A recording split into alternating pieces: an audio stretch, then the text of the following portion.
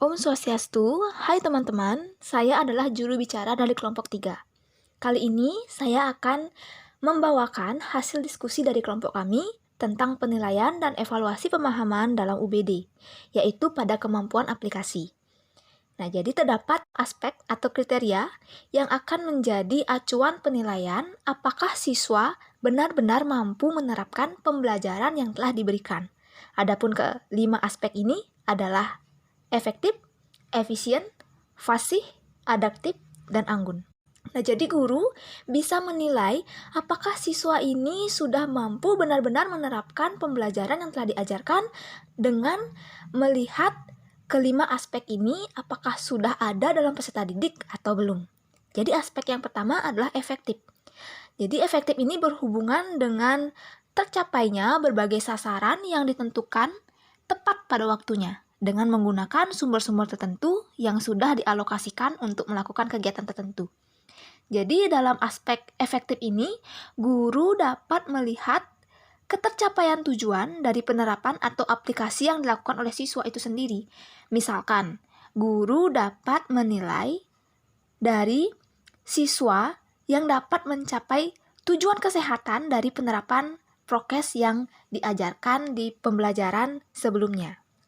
Selanjutnya, yang kedua adalah efisien. Jadi efisien ini merupakan aspek yang berkaitan dengan pemanfaatan sumber daya yang ada dengan maksimal.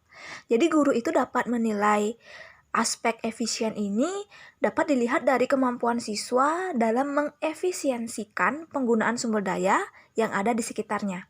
Misalkan, guru dapat menilai dari siswa yang dapat membuat sebuah produk hasil belajar dari bahan bekas ataupun bahan alam di sekitarnya.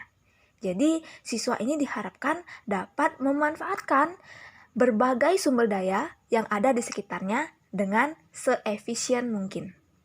Selanjutnya, fasih. Jadi fasih ini berkaitan dengan arti di mana itu seperti lancar atau baik dalam pelafalan. Jadi hal ini berhubungan dengan bagaimana siswa itu dapat secara fasih menerapkan atau mengaplikasikan pembelajaran dalam kehidupan sehari-hari.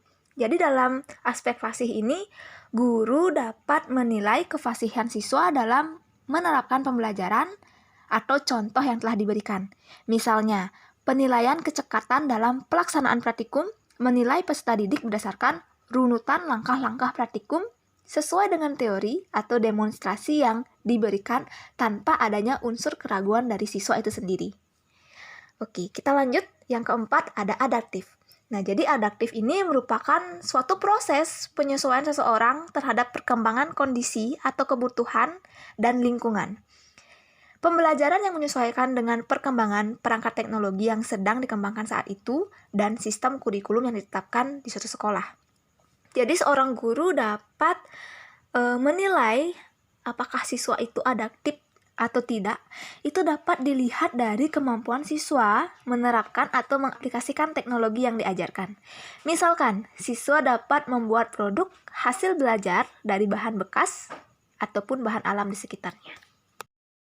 Selanjutnya, yang terakhir, anggun. Nah, jadi aspek anggun ini berhubungan dengan kata-kata cantik, apik, berwibawa, dan baik.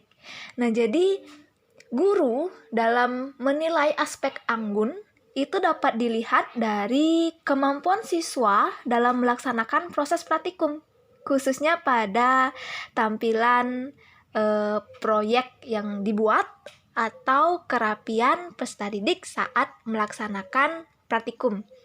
Contohnya, guru dapat menilai kerapian penggunaan alat saat praktikum ataupun kerapian proyek yang dikerjakan siswa.